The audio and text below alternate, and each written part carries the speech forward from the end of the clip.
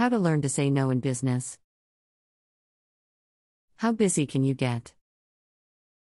As a business owner or an employee, it can be tempting to say yes to everything. This is not good. Learning to say no is a skill most of us have to develop. Saying yes is natural. For most of us, saying yes comes more naturally than saying no. People genuinely want to help people. We want to be known as a team player, and don't want to be difficult. We don't want to appear overloaded with work either, as if we can't cope with our role. So learning to say no is a skill most of us have to develop. Saying no by saying yes. So how do we do it? Well, the best way to say no is actually to say yes.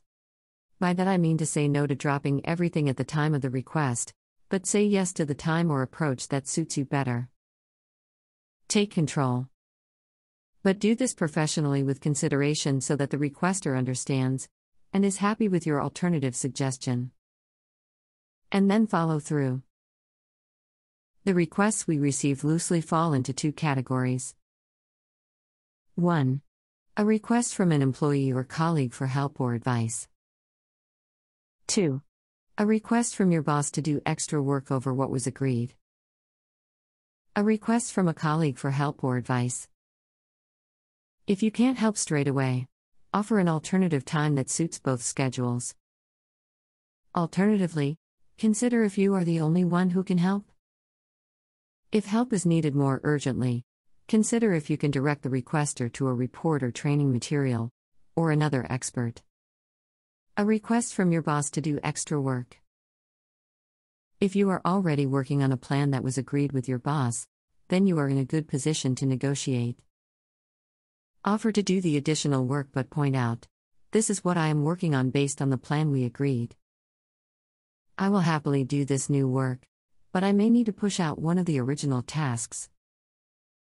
So your objective is to get approval to free up time to do the new task? That way, if one of the original tasks doesn't get done, there is a common understanding why. If your boss insists that you still do everything, at least you have provided a reminder of your current workload based on the agreed plan. This can be a subtle way to highlight that your boss is being unreasonable, maybe unintentionally. Tone of the message. As with most business interactions, the tone of delivery will greatly affect how your message is received. Find your own words. Use your judgment about how best to position your response. Consider the other person's perspective. If you are clear in your head about why you are responding the way you are, it will start to come naturally. Emergencies. Of course, there are times when we need just to drop what we are doing and help. Again, we have to use our judgment and knowledge of our work situation to identify these times. This will not be a time for alternatives or rescheduling. Learn to say no. 5 steps. Strive to say yes if you can. If you can't, explain your reasons professionally. Provide an alternative. Be committed to the alternative. Negotiate priorities if saying yes. Saying no can increase your credibility. Saying no from time to time can increase your credibility, as long as it's done in a professional way.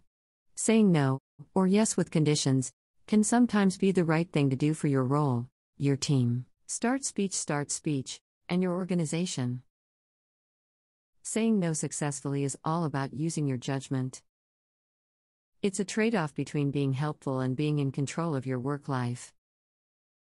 And this is all about how to learn to say no in business. We hope you have found it interesting.